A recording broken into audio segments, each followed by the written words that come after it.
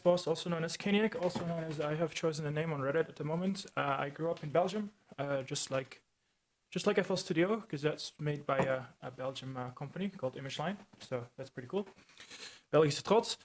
And yeah, I want to show you how to. I've got to grab my phone because I got to film this. So if you have a hardware looper, how did you connect it with FL Studio? I mean, there's various ways of doing it, but I figured one way that is kind of working for me. The base of what I'm doing is just this. This is just a 4x4 kick, 2 bars, kick, kick, kick, kick.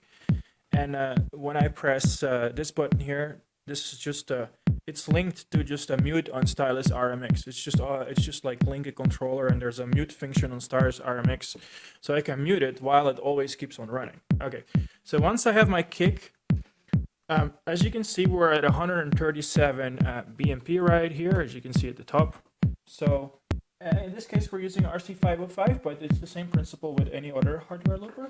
So we click tap tempo, and then we make sure it says 137 here, and then we put the rhythm level on, and we stop the rhythm here, and then it's just a moment of finding the right time. So now we're kind of in sync, and so if you have latency on your system, which I have, which has nothing to do with FL Studio, that's just it's a combination of my sound card and using a laptop from 2013, so I have some latency. I would have that enabled on live as well. So once that is done, we can just kill the volume here, and we can even kill the volume right here. And now at least the loop is in sync with what I'm doing here. So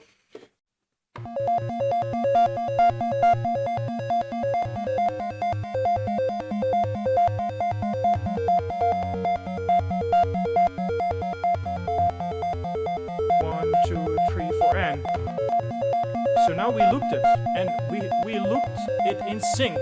If I put the beat on right now, the beat from FL Studio should play in sync with whatever the arpeggiator did. So if I put my beat on now, 1, 2, 3, 4, and oh yeah, it also took the 1, 2, 3, 4 because my mic is also doing that. But so now you hear the beat here, and I have that cutoff linked.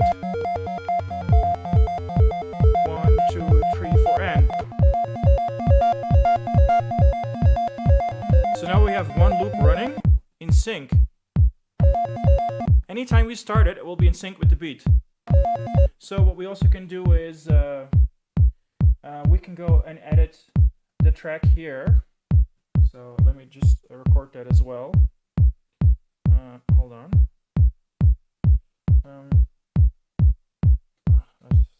I set my video up with a 10-second timer. That's retarded. Oh well. I'll cut everything out.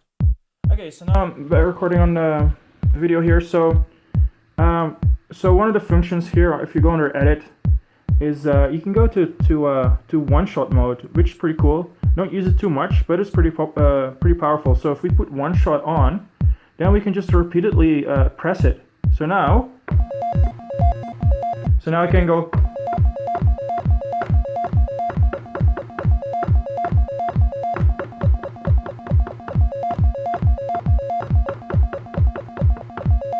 And that's pretty handy to have. And of course, we can play it in reverse as well.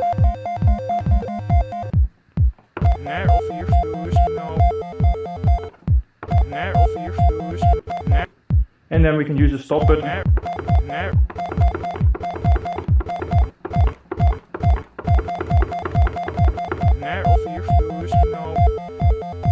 Okay, so that kind of concludes the looper part. But now you still need to know how to get the sound there, right? All right, so as you can see here, this is my cable to get my signal out from the looper into my sound card. This is just mono, so you know, left and right makes one stereo channel. And then this is stereo. This is coming from here. I have outputs to my speakers, and I have outputs to my headphone, and then I have a second output, so I can have what I send to my headphones while I'm streaming can be separate from what I send to the looper, and I can control it in FL Studio. So now that I've showed you the audio routing, we can go here in FL Studio, And so channel 3 here is called send to RC-505, which means that any of my other channels, if I take a channel like 13, you see how it's sent to the master. So I undo this, and then I send it to number 3, and then it goes into my looper, and it comes out of number 4. So under 3, you see that I'm not sending it to the master or anything, so the signal goes to one of the outs on my sound card. So that out is what comes out of this cable and goes into this cable, so then my looper receives the signal that flows to number 3 here. And then the looper does its manipulation of the audio signal with almost zero latency, which is great. Actually, I haven't really tested it. It might have like a millisecond or latency, but anything under like, it adds up, but like any device you can get that does under like a couple of milliseconds is fine. I mean, you'd have to chain up like 10 before, you know, it really becomes a problem. Like 10 times 3 would be 30 milliseconds. That's still workable for most type of music. So, and then it flows back, and then it comes in here, because I'm not sending nothing in FL Studio is sending to 4, but here's my in, so it's coming in, and then I have a limiter with 2 side chains on it. So one of these is a side chain from my kick, and the other is a side chain from the rest of my drums. So whatever is on my kick and my drums will be pushed into the signal a little bit, so you get that ducking going on. So I'm going to show you an example. So and then I'm using Cthulhu, and the way I've set it up, I'm holding down my pedal now, like my sustain pedal, to go from arpeggiator directly into a chord.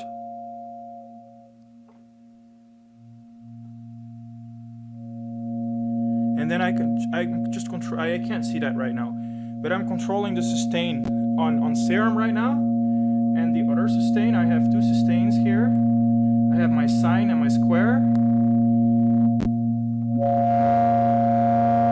So that gives me a lot of control.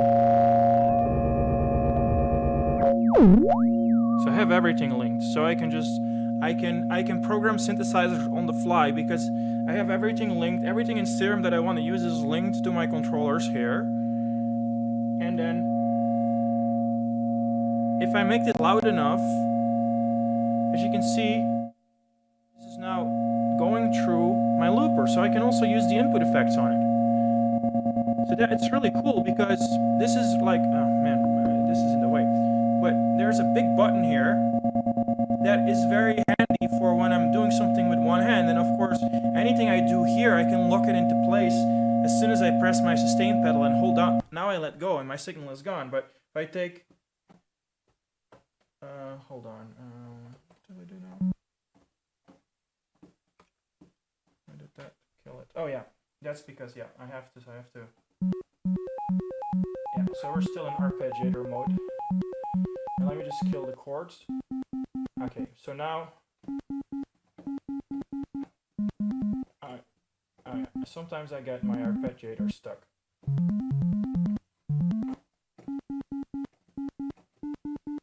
That's probably because, okay, yeah, all right.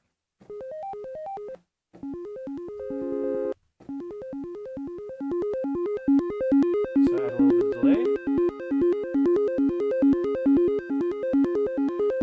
So now I'm holding down a chord. If I want to, I also have a mode where I think if I put this on, now my sustain pedal just keeps the arpeggiator in place, which is great. So, but because everything is synced, so now there's a little bit of side chaining going on.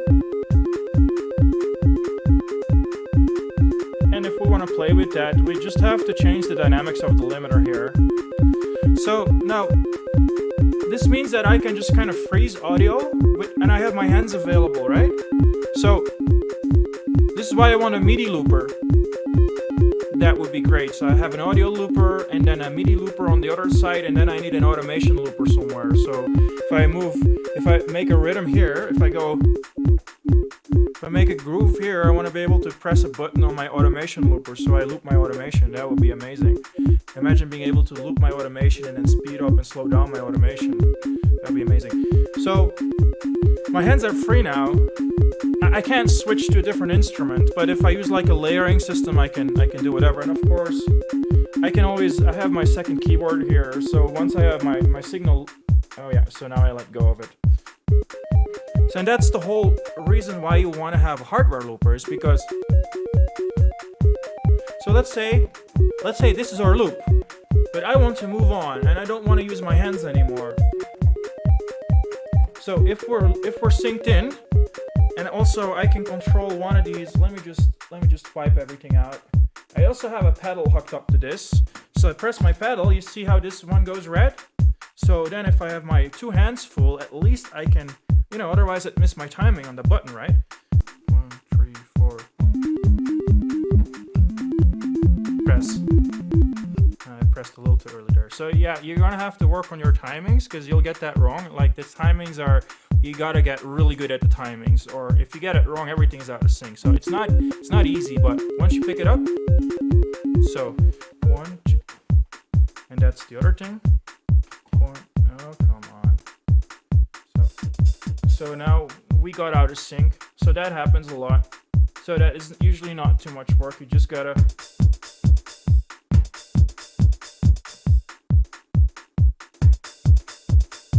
And there is auto sync.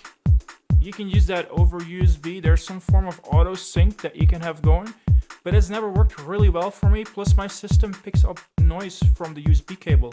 If I connect this with a USB cable to my laptop, and I also have my sound card connected over USB, then noise from this machine gets into my sound card. It's really annoying, and I have not figured out a solution yet.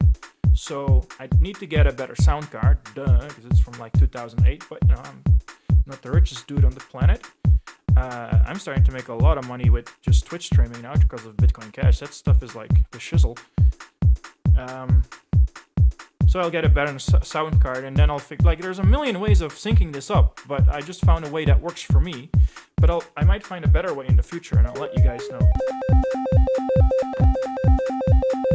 So now that's in sync. Now I can take the next note.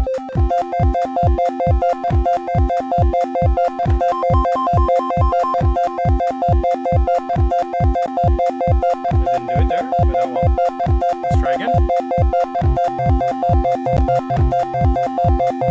So now I can play with the faders. So we can do a whole chord like that. And we can also just one-shot it. So if we just if we switch off the arpeggiator,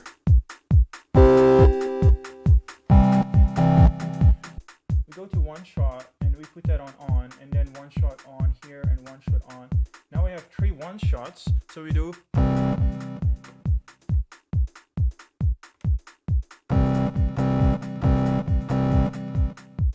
Now we take our next chord.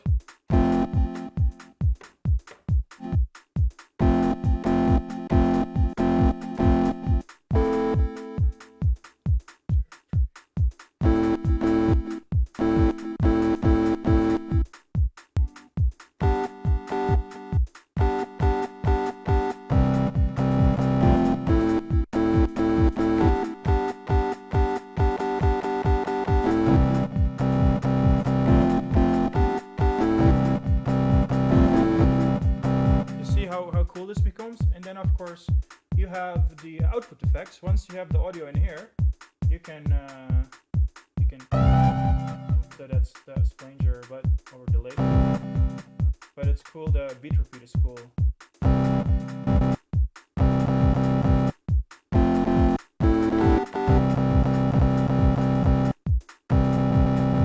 It's here. So now you have no slicing going on, but now you have slicing going on. Because we're in sync, it works great, right? So I can play.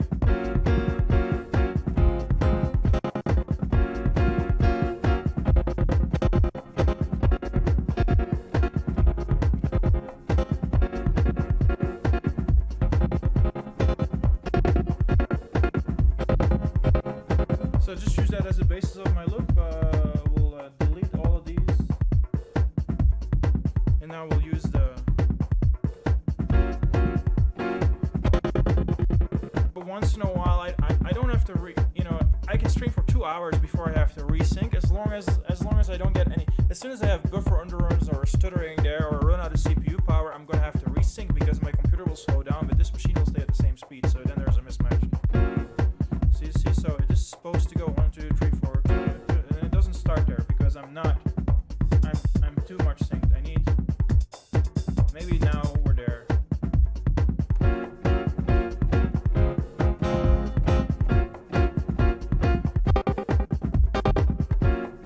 You see? So now it's fast enough there.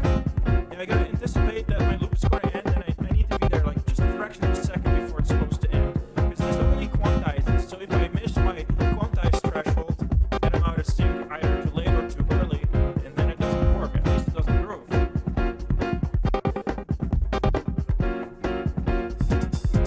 See, even the drums here are kind of in sync still.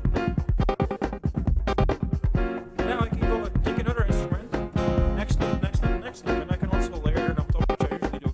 Just 5 tracks is all I need.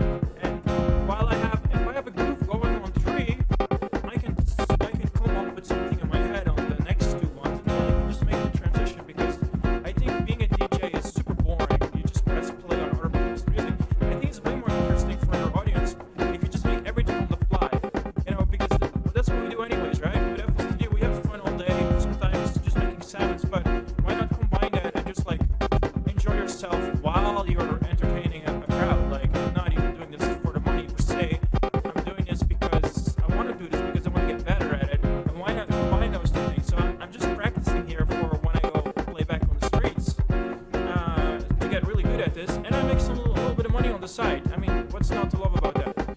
So anyway, let's shut this down here. I don't know how long we've been streaming, so this is it. This is a 25-minute video. Just kill my drums here. That's something I still have to work on. And I need to see. Do you see how this like flashes red one time? I gotta have a script that when I flash it, it stays red, so I know which pad I used. So I can always tell. So if there's 6 flashing red, then those 6 are playing, and I can just all hit all 6 to stop them. And of course, you could use these as drum pads and stuff, but I'm not good with that. And I have a live drummer anyway, so I don't have to worry about drums. I can play with a live drummer. That's like way better. Anyway, Caniac out. I hope that this answered all your questions, and I hope people will start doing the same thing, because it's awesome. And that Loop Daddy guy is doing it. I already wanted to do it. I just didn't have the equipment. But he was the one. I watched his videos, and I was like, oh, what's he using there? And then I asked him what he was using, but of course a million people had already asked him that, so he just forwarded me to a video where he explains what he's using. He's not using FL Studio, but I've been using FL Studio since 1999, bought it in 2004, and price-wise. So this controller here, new, you can find it for about $400 US. You're probably able to find it for $250 used. This one is expensive as well, like $500 US, I think. That's been out for a while. You might be able to find it $350, $400 used. This thing you don't really need. I only got it because my controller only does a sustain pedal, but I need an expression pedal, so my expression pedal is hooked up to this thing. I don't use it for much, but it gave me all these other buttons. So now I do my drums with this. So I have my 8 drums here, and then here are the filters for the 8 drums. So once my drums are playing, all the effects I can just filter. Then I can mix the drums on the spot with the filtering here. And it's kind of handy always to have like a little second keyboard that you have hooked up to something.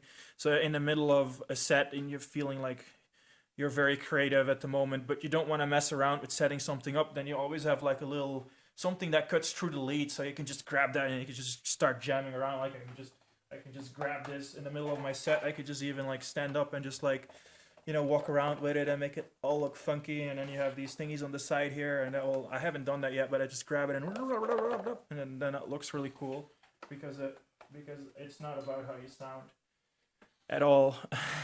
First you gotta look cool while doing something, and then if you sound good enough, that's my brother calling me. Nope.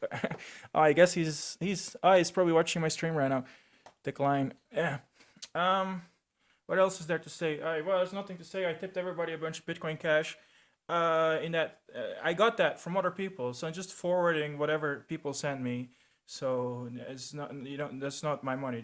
People gave it to me because they like the music I'm making, and I'm keep a little bit for myself, and the rest I just give to other people, because then if they all start doing the same thing, well, I'll make less money doing this, but that's okay. because then, you know, the world will, you know, slowly change, and artists just have a cool Bitcoin Cash tool. So, you know, if I need to support an artist in Taiwan or in Africa or whatever, and he needs money for an instrument, and I have the money, and then it goes to him, and I just get better music that way, and you know, more happy life. That's how I see it, because I didn't need to have enough money, so I can just do what I like to do, and the rest I don't really need to keep for myself. Just give that to other people so they can go do their thing, and then we have better music. Right? That's the way it works, right? We just want better. At least I like good music, so I like people to make the kind of music that I like. Then I don't have to make it myself, because I just want to listen to it. I enjoy making it. I enjoy listening to it. So the more people make the music that I like to listen to, the better for me, right? Okay, I'm getting a little hyper. I'm gonna stop the stream now, and then I'm gonna edit, because I'm only streaming because I want to make a video and then go into FL Studio and post it there. So now you guys have all the information you need. And if you have any more questions, I suggest that you just join my Twitch stream when I'm streaming and ask it in the chat, and I will interrupt my stream and I will answer your questions, as long as it's within the flow of the stream. I'm not going to interrupt the flow of the stream constantly, but there'll always be dead moments when there's a possibility for me to show people what I'm doing. And I've learned this from other people, and just paying it forward. Okay, Keniak out. I wish you guys all have a nice day, and I hope for everybody that COVID's going to be done soon and we can have more fun being musicians again, because it kind of sucks. All right, bye.